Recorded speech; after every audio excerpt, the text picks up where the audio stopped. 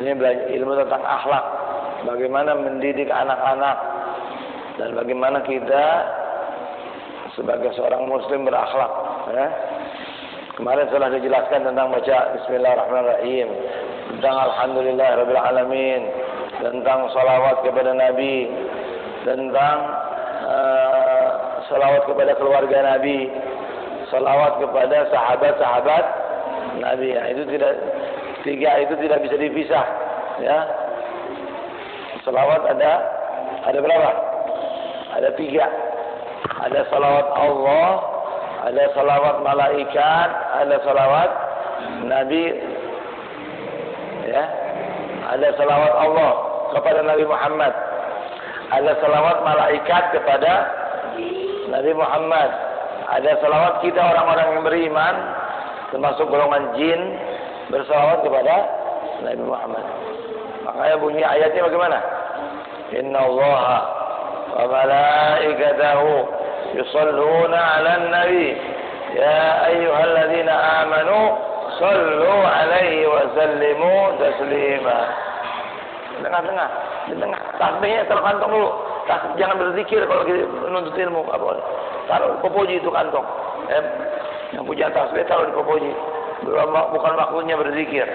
Ya, ada waktunya zikir, ada waktunya belajar. Kalau lagi ta'lim, taruh di popoji. Jangan berbaca, jangan. Duduk sini. Supaya lihat sini. Nah. Baik ya, paham ya. Jadi apa arti salawat Allah? Salawat Allah kepada Nabi Muhammad artinya rahmat Allah untuk Nabi Muhammad. Apa arti salawat malaikat kepada Nabi? Permohonan ampun supaya diangkat derajat Nabi Muhammad SAW. Ya. Jadi minta ampun itu, istighfar itu bukan hanya kita punya dosa, bukan. Kita nggak punya dosa pun kita istighfar. Nah, malaikat bersalawat kepada Nabi, malaikat beristighfar, memohonkan ampun ya Allah supaya semakin tinggi derajatnya Nabi Muhammad. Apa arti salawat kita sebagai orang beriman? Adapun salawat kita sebagai orang beriman adalah ad-du'a wa tadarru. Apa? Ad-du'a wa tadarru, yaitu doa, permohonan rahmat untuk Nabi Muhammad dan perendahan diri kita kepada Nabi Muhammad. Jadi kalau kita salawat Allahumma sholli ala sayyidina Muhammad, artinya gimana? Kita nih salawat kita nih apa artinya? Artinya kita meminta, mohon sama Allah, ya Allah berikanlah rahmat kepada Nabi Muhammad. Itu arti salawat kita orang-orang beriman. Paham tuh? Paham enggak? Nah, jadi ngomong-ngomong ini salawat, ditanya apa itu salawat? Nggak tahu. Jangan sampai begitu. Salawat dari Allah artinya rahmat Allah untuk Nabi Muhammad. Salawat, duduk sini. Salawat malaikat adalah permohonan ampun untuk Nabi Muhammad, tapi untuk diangkat derajat, bukan karena Nabi Muhammad punya dosa, bukan. Kalau ditanya apa salawat, artinya salawat kita sebagai orang beriman. Kalau kita bersalawat artinya apa? Memohon doa. Ya Allah berikanlah rahmat kepada Nabi Muhammad SAW. Ya. Nah, harus dipahami juga. Siapa yang bersalawat satu kali, nanti Allah akan memberikan rahmat 10 kali kepada orang tersebut. Jadi Nabi Muhammad mendapat manfaat tidak dari salawat kita? Ayo, saya mau tanya. Dapat nggak salawat? Dapat. Semakin kita bersalawat, Nabi Muhammad dapat manfaatnya.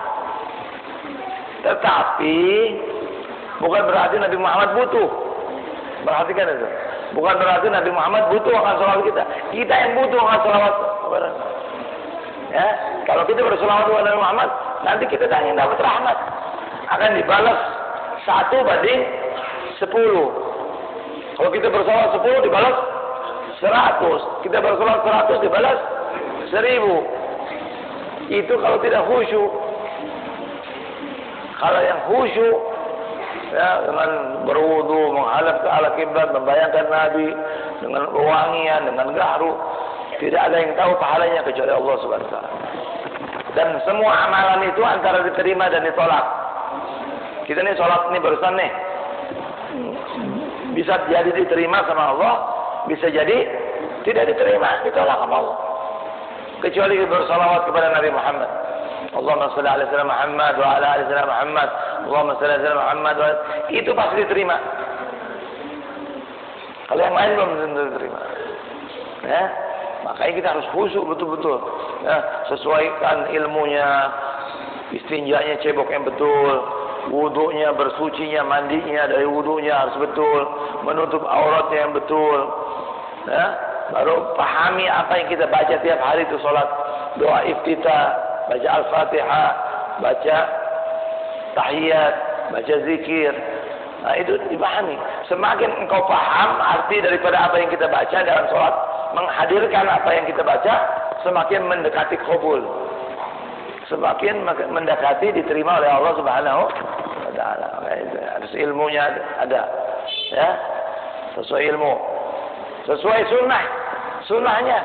Sunnah sebelum sholat. Ada sunnah di dalam sholat, sunnah setelah sholat. Apa sunnah sebelum sholat? Azan, qomat, ya, baca zikir, baca a'udzubillahi qul a'udzu birabbin nas, ya, paling sedikit a'udzubillahi minasyaitonir rajim, supaya enggak ada waswas dalam salat. Allahu akbar. Dalam takbiratul ihram ada berapa salat? Berapa sunnah? Sudah saya jelasin. 10 sunnah. Allahu akbar. Ada sini dimulai, di akhir di sini. Sudah dapat 2 sunnah. Allahu akbar. 3 menghadap kiblat. 4 tidak begini, tidak begini, sedang. 5 sunnah. Tangan merengkuk sedikit, tidak terlalu tinggi, tidak juga terlalu bawah. Tidak terlalu lebar, tidak terlalu rapat, sedang. Berapa? Mata ke 10 sunnah dan takbiratul ihram. Allahu akbar. Baca auzubillahi, baru doa iftitah sunnah. Baca auzubillahi minasyaitonir rajim sunnah. Al-Fatihah wajib. Tetapi antara takbiratul ihram dan iftitah hendaknya ada diam sedikit. Antara iftitah sama auzu ada diam sedikit. Dari auzu dengan Al-Fatihah ada diam sedikit. Dari Fatihah sampai surah ada diam sedikit. Sampai amin surah. Waladhdallin. Amin itu ada diam. Jangan waladhdallin amin, jangan. Waladhdallin. Berhenti dulu. Amin. Yang baca. Tapi adapun imam baca waladhdallin langsung dijawab sama makmum amin. Tapi kalau kita lagi baca Al-Fatihah, mau dia imam ataupun makmum baca Al-Fatihah sendiri, jangan satukan antara dhalin sama amin. Karena amin bukan surat, bukan ayat. Harus ada jeda, ada berhenti sejenak. Ada berhenti sejenak.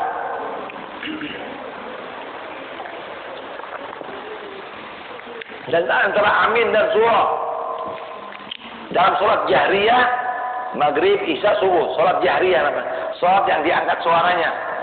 Si imam jangan langsung baca surah. Waladhdallin. Amin. Bismillahirrahmanirrahim. Qul huwallahu ahad. Nah, itu makruh. Bagaimana bagusnya? Waladhdallin. Amin. Kasih kesempatan makmum baca Al-Fatihah. Ketika tadi imam baca Al-Fatihah, makmum mendengarkan baca Al-Fatihah, jangan baca. Kecuali setelah iftitah selesai, kita dengerin konsentrasi Fatihah. Dengerin imam baca Fatihah. Dia waladhdallin, kita jawab amin.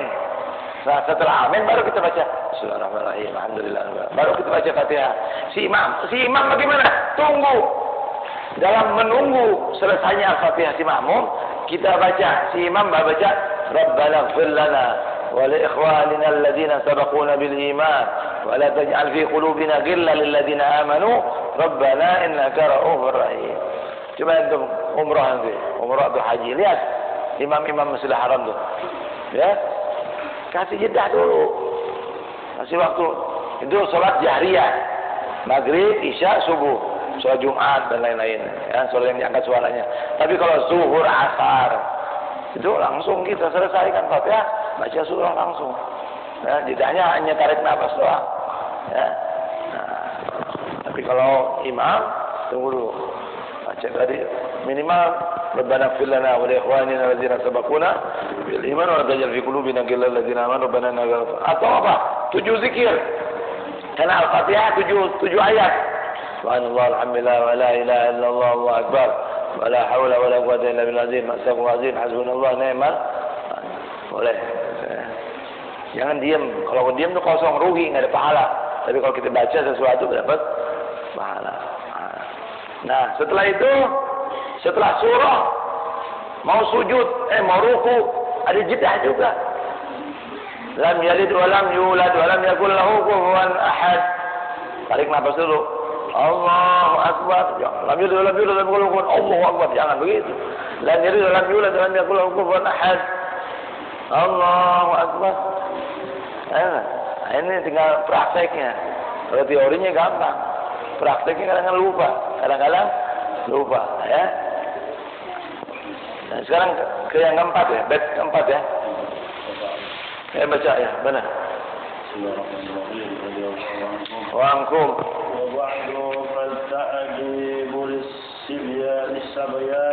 lissibyani min awal an-nash'i atammun sya'ni. Ini sekarang bait selanjutnya. قال المعلم رحمه الله نفعنا به وبعلوم في العلمين وبعد فالتعذيب للصبيان من أول نشأ أتم الشأن. Setelah membaca bismillah, setelah membaca alhamdulillah, setelah bersalawat kepada Nabi dan keluarga dan sahabat, wa ba'du. Kalau bahasa Indonesianya apa? Dan selanjutnya, fatta'dibu lis-sibyani, maka pendidikan untuk anak-anak. Min awal nash'i, dari pertama dia tumbuh. Dari pertama tumbuh. Atam sya'ni, menyempurnakan keadaannya. Ya, sya'ni adalah keadaan. Tulis yang nggak tahu artinya. Ini tulis di bawah pulpen nggak? Ya. Jadi ini ta'dib, ini pendidikan. Ini adalah sebuah kalimat yang luas maknanya. Rasulullah SAW bersabda, bersyukur kepada nikmat yang Allah berikan.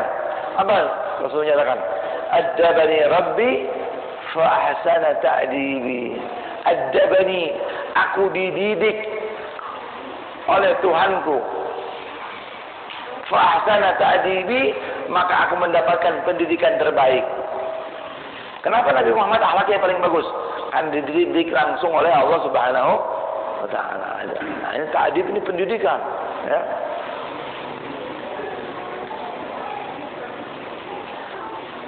Nah, mendidik anak-anak sebuah perkara yang penting sekali, ya. Ditanggung, ya, tanggung jawab oleh orang tuanya, ya. Yang menanggung pendidikan ini siapa ini? Mas'uliyahnya, tanggung jawabnya siapa yang akan ditanya nanti? Orang tuanya. Kalau dia nggak bisa didik anak, nanti dia di akhirat dapat siksa, ya. Nah, ini mendapatkan derajat yang bermacam-macam, ya. Dikatakan al-ummu badrazatun iza adataha adata sya'ban tayyib al-araki. Ibu adalah sekolah pertama bagi anak-anaknya. Siapa yang ditiru oleh anak pertama? Ibunya. Ya, ini anak yang punya ibu. Anak yang punya bapak lain sama anak yang yatim. Ya, kesian ya. Ibunya meninggal seandainya. Itu masalah lain ini. Ini sekarang kita lagi cerita keadaan normal. Siapa yang ditiru pertama-tama oleh anak? Ibunya. Ya, bahkan secara ilmu genetik itu nanti akhlak itu ada dua. Ada akhlak yang bawaan dari lahir, ada yang karena dilatih. Ya, yang bawaan dari lahir itu dari mana itu? Dari gen ibunya, sifat ibunya, sifat bapaknya turun langsung kepada anak itu. Ini sejarah genetik. Ya. Maka persiapkanlah ibu-ibu yang baik. Ini perempuan-perempuan nih, calon ibu-ibu semua. Ya, nanti kalian udah tua jadi ibu-ibu, punya anak. Nah, kalau dipersiapkan ini generasi anak-anak ini jadi ibu-ibu yang baik, nanti anaknya lebih baik lagi. Generasi yang solehah akan tumbuh. Ya. Maka tidak boleh tidak, harus artinya kita membiasakan kepada wara. Ya. Kita lihat ke belakang sebentar. Ya. Bagaimana berpikir seorang pemuda dalam menikah? Nih sekarang nih, calon-calon nih, duda keren. Ya. Kalau masih penjaka, bujang. Ketika si bujang ini mau kawin, yang pertama-tama dicari calon ibu. Jangan asal cantik, langsung dilamar, langsung dikawin, bukan. Akhlaknya bagaimana nih perempuan? Karena dia akan mencari ibu anak-anak kita. Ya, nah, itu. Milih istri solehah yang taat kepada perintah Rasulullah SAW. Nabi SAW bersabda, "Takhayyaru li nutfikum fa innal 'alaq dasas." Pilihlah istrimu yang baik. Kamu meletakkan nutfah ini, sperma ini tempat yang bagus. Kenapa? Karena darah itu sensitif, ngaruh nanti sama anaknya. Ya, akan pengaruh kepada anak kita sendiri. Ya. Karena tabiatnya ibu itu biasanya pindah ya, ke anak yang baru tadi. Ya. Maka Islam sudah memberikan motivasi untuk memilih Zatuddin. Apa pilih? Kalau perempuan yang gimana? Zatuddin, yang agamanya bagus, yang akhlaknya bagus. Itu yang pertama-tama. Sebelum sifat-sifat yang lain, sebelum cantik, sebelum keturunan, sebelum apa? Kekayaan, ya. Dan hati-hati. Nabi menyatakan hati-hati, iyakum wahaddu'ud diman. Hati-hati sama kamu, sama perempuan yang cantik, tapi keluar dari lingkungan yang tidak baik. Perempuannya cantik, tapi akhlaknya tidak bagus. Ya, anak penjahat, anak lingkungannya sudah nggak bagus, akhlaknya nggak bagus.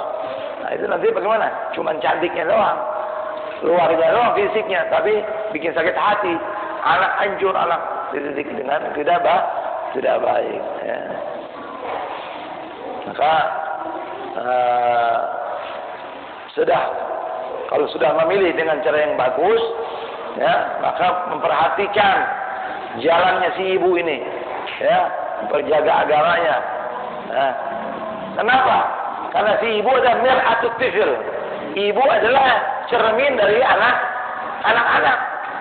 Ente mau lihat, mau ngelamar nih kita nih sebagai orang tua, mau ngelamarin anak kita yang laki-laki buat mau cari calon istri.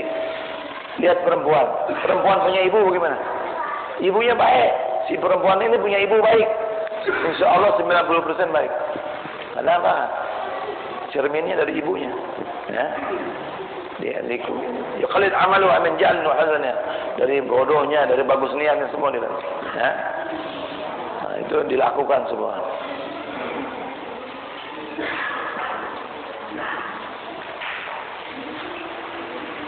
Sayang ini panjang ini, ya.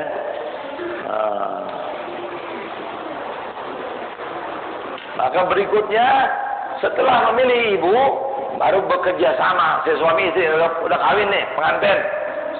Maka suami dan istri harus bekerja sama dalam mendidik anak, harus kompak. Jangan ibunya suruh ngaji, anaknya bapaknya tidak. Bapaknya suruh ajak sholat, ibunya tidak. Nah, ini bahaya nih. Nah, ketemu ini. Ya, harus ta'awun. Apa ta'awun? Saling menolong, saling mendukung, ya. Nah, supaya anak itu tumbuh dalam kesesuaian agama yang lurus, ya. Dan hati-hati, bapak dan ibu berdebat atau berantem, ya, sampai dilihat atau didengar oleh para anak-anak, ya. Nah, ini bahaya nih, ya. Nah, ini nggak gampang ini. Kadang-kadang kita emosi, kau baru ditembak, ya, dari mulut keluar. Nah, akhirnya anak niru tanpa sadar. Dia tuh menyimak, mereka tuh lebih banyak mendengar dibandingkan lebih banyak melihat daripada mendengar. Kita suruh anak kita sholat, tapi kitanya nggak sholat. Nanti dia nggak mau sholat. Walaupun perintah kita sholat, sholat nak, sholat di masjid. Kita yang nggak pernah sholat ke masjid, kita yang nggak pernah sholat. Dilihat sama bapaknya nggak sholat, anaknya nggak ke masjid, dibalikin sama dia. Walaupun dia nggak ngomong, dia takut aja, tapi dia tahu, dia nilai kita. Ya.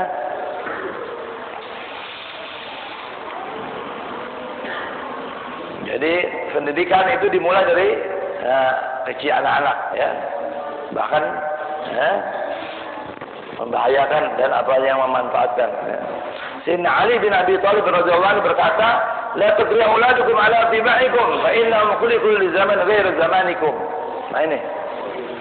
Janganlah kalian membenci anak-anak kalian karena tabiat kalian. Karena sesungguhnya mereka diciptakan untuk waktu yang bukan waktu kalian. Kita nggak bisa samakan anak-anak kita dengan zaman kita. Dulu zaman kita, zaman saya nih, ya, maghrib udah di masjid, udah wudu, udah rapi, udah pakai baju, udah mandi, udah pakai baju, udah wudu, nunggu azan.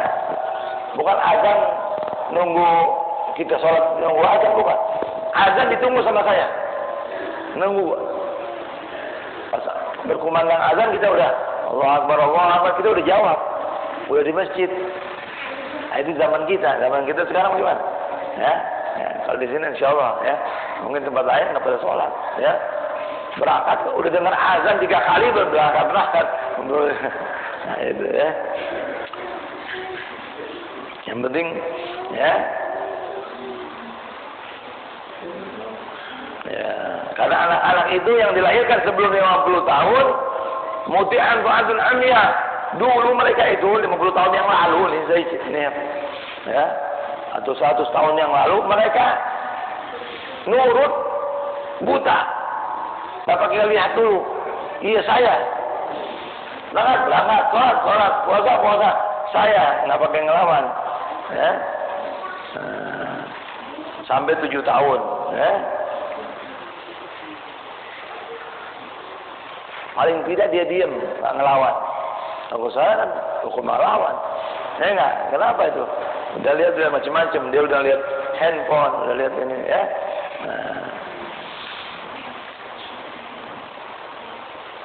Taib. Itu yang mempengaruhi ya di jalan raya nih.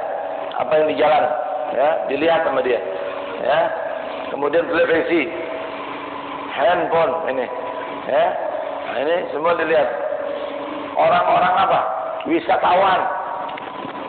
Dulu daerah yang seperti Tarim itu nggak ada. Wisatawan tuh nggak ada. Ya, orang yang masuk kota Tarim berakhlak. Akhirnya mulai masuk budaya wisatawan. Wisatawan di Indonesia kadang-kadang nggak disensor. Tahu sensor? Kalau dia dari sononya nggak pakai baju ya dari ke Indonesia ya nggak pakai baju. Telanjang pensi. Ya, kalau di Hadramaut dulu Yaman itu Masya Allah. Orang wisatawan mau masuk Yaman harus sensor. Kamu boleh masuk ke negeri kami, tapi harus berpakaian seperti ini. Tertutup aurat kamu gitu. Dia nggak pakai, orang asli perempuan di sana cadar semuanya. Nah, cuman wisatawan ini mah kudungan, disensor, nggak boleh sebebas-bebasnya pakai pakaian. Nah itu dulu ya di negeri Islam ya. Kalau kita kan bebas, Masya Allah. Kadang-kadang muslimahnya aja ya nggak. Dulu zaman Belanda perempuan Belanda itu baju tangannya segini. Roknya sebetis. Kalau mereka malu mau pakai pakaian yang telanjang tuh orang kafir zaman dulu, orang Belanda. Kalau orang muslimnya pakai sarung, tutup pakai jilbab. Nah kelihatan. Sekarang jangankan orang kafirnya, muslimahnya bikini, dipamer sama dia. Orang tuanya nggak marah. Orang tuanya tahu dia pacaran, diam aja. Diapelin, diam aja, bangga. Ada senang ada jodoh. Astagfirullah. Innalillahi. Ya itu pengaruh-pengaruh dari orang. Nah, ya. Baik. Oleh sebab itu seorang ibu harus melazimkan agamanya, ya, kecintaannya kepada orang tuanya, ya. Berharap angan-angan menjadi anak itu sebagai apa? Penyejuk. Tahu penyejuk?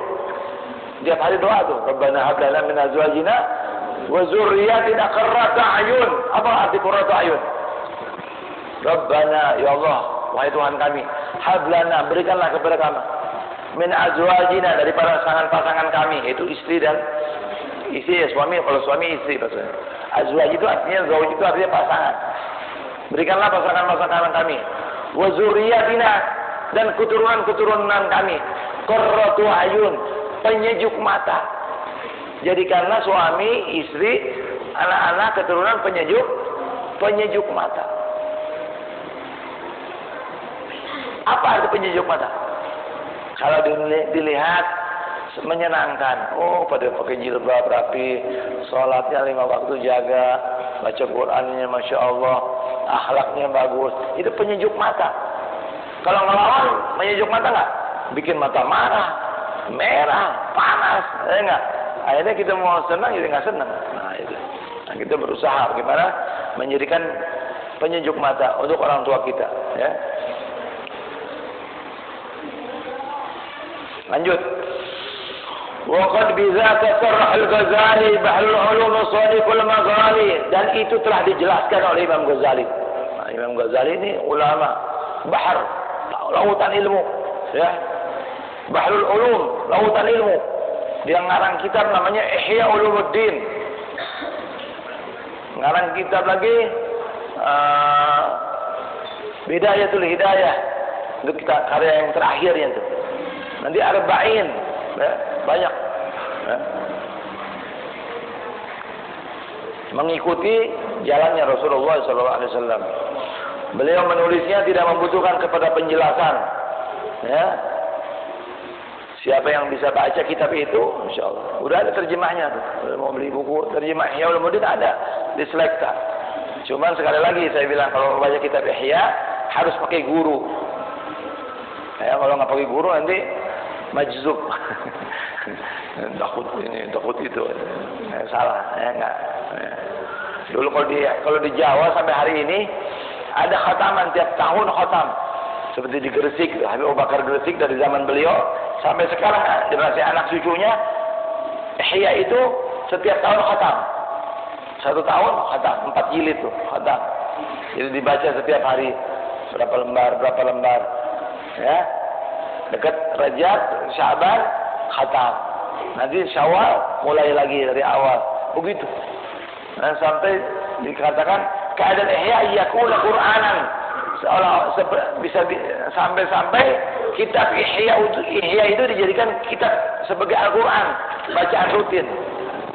Nah, kita punya kitab yang paling hebat ya Al-Quran, ada yang lebih dari Al-Quran, ya. Nanti tinggal belajar artinya, belajar tafsirnya, apalagi belajar hadis. Nah, di Ihya Ulumuddin itu udah jadi semua tentang akhlak, ya, dari bangun tidur sampai mau tidur, bertetangga, ya, berkeluarga, bertetangga, hampir bernegara ada semua, ya. Shadiqul maqali, betul perkataannya, ya. Dan dibanggakan, Imam Ghazali itu dibanggakan. Satu hari pernah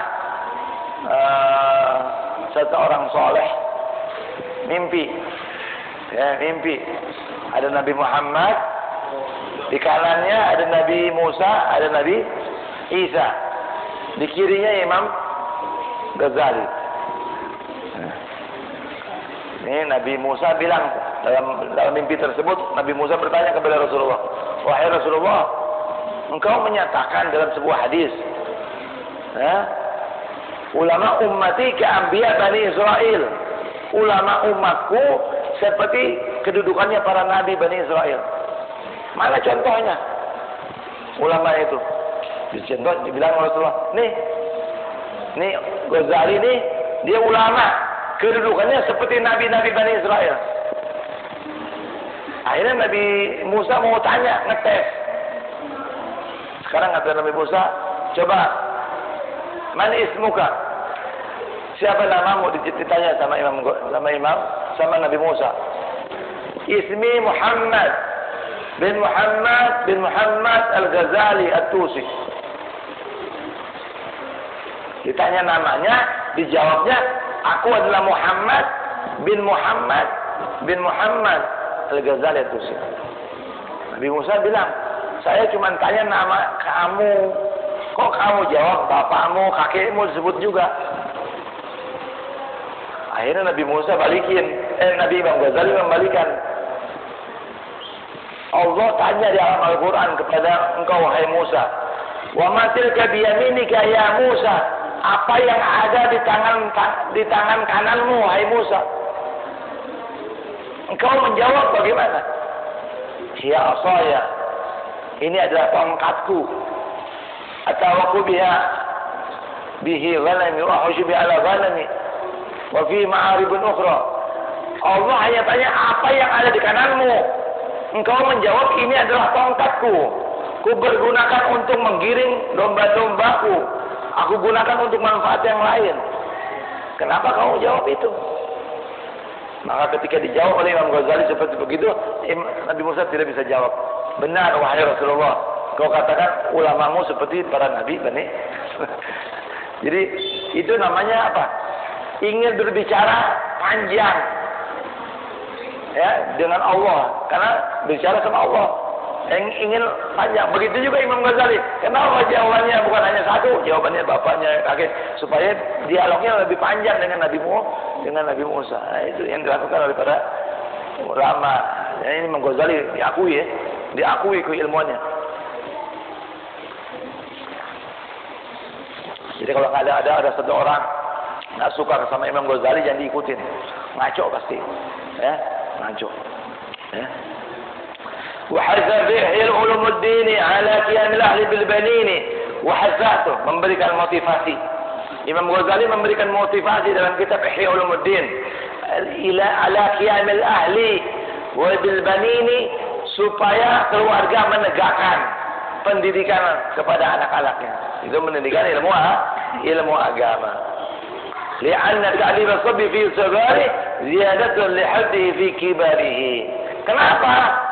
Karena pendidikan anak di waktu kecil adalah tambahan bagiannya di waktu dia dewasa nanti. Kalau kalian tidak belajar nih dari sekarang dari kecil nih, main game aja, main handphone aja, nggak belajar, nanti dia akan udah besar jadi bodoh. Nggak punya ilmu. Ya, nah, ini tujuannya kalian belajar dari waktu kecil supaya direkam tuh. Suaranya Habib, Ustaz Masani, yang guru-guru dengar. Ada didikan orang tua, oh harusnya seperti ini. Karena kalian mesti seperti kertas yang kosong, kertas putih. Tergantung yang mewarnain. Diwarnain merah jadi merah, diwarnain hijau jadi hijau, diwarnain putih jadi putih. Ya, gitu. Ya. Ya. Kalau dikatakan sebuah pepatah apa? Inna syadra ma baina yarikum faqaddimu lil bina wa huwa kama adil al-amzab wa antum fi yarikum qalibu insya. Ya. Jadi sesungguhnya masa tumbuh itu seperti apa? Kita bikin adonan. Coba tanya ibu-ibu kalau bikin adonan, mau terigu, mau bikin roti, gimana? Ya, diojo dulu, ya enggak? Supaya dia berkembang bagus. Nah. Jadi pendidikan anak itu apa? Kebahagiaan di dunia dan keselamatan di akhirat, ya. Yanal bizalikal huzuzul wafirah wa rahatud dunya wa khairul akhirah. Akan dapat dengan pendidikan tersebut bagiannya yang banyak dan kesenangan di dunia dan kebaikan di akhirat. Fayambagi likulli jaddin wa adi wa qayyimil hakim wa ta'dib as-sabi. Nah, ini agak panjang sedikit, ya. Maka seyogianya bagi setiap kakek, bapak, ya, ini pendidikan itu yang pertama-tama bapak dan ibu dulu. Kalau nggak punya bapak, seperti Nabi Muhammad, nggak punya bapak, lahir udah nggak punya ayah, 5 tahun sudah tinggal ibunya, baru dipiara oleh kakeknya. Ya, ini. Ya. Jadi kakek yang kalau masih ada, kakeknya tidak ada, baru pamannya, omnya. Abi Thalib 9 tahun kakeknya meninggal, Siapa dididik sama siapa? Abi Thalib. Ya, sebenarnya Nabi Muhammad dididik langsung oleh Allah. Cuma secara kasat mata tinggal sama ibu, kakek baru sama paman. Ya. Nah, seandainya tidak ada bapak dan ibunya, ya, cerai atau meninggal atau bagaimana, akhirnya dipelihara sama wali. Ya, wali ini wajib.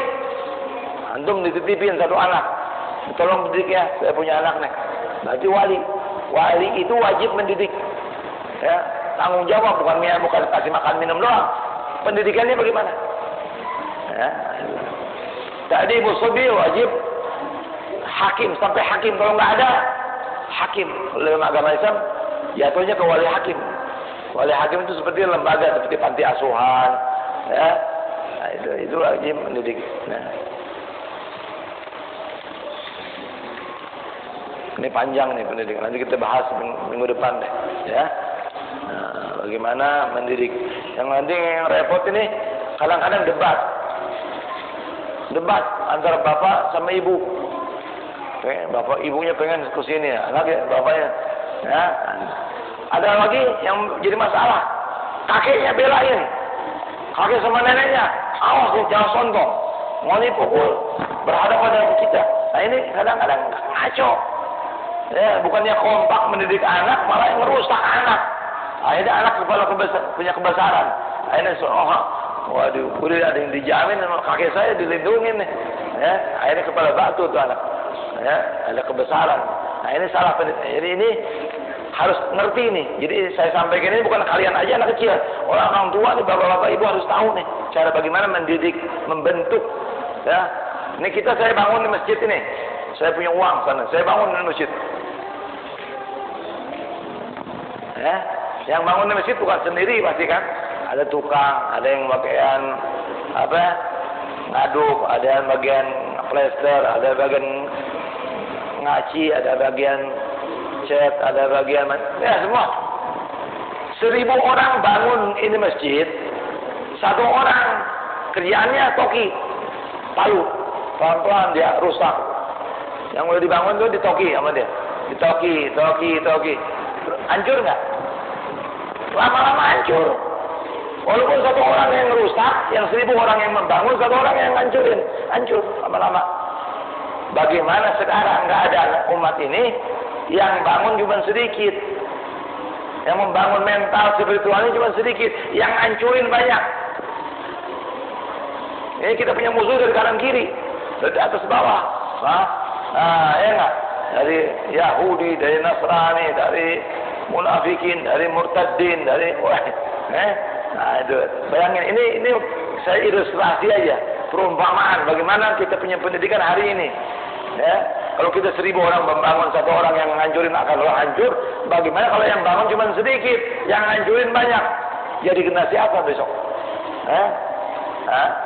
Generasi Qur'ani apa generasi Facebooki apa? Ya, semoga anak-anak kita dilindungi akhlaknya. Ya, jangan kalian terpengaruh. Ya, belajar Al-Quran, belajar hadis, belajar akhlak, belajar fikih, ikut maulid, ikut tahlil.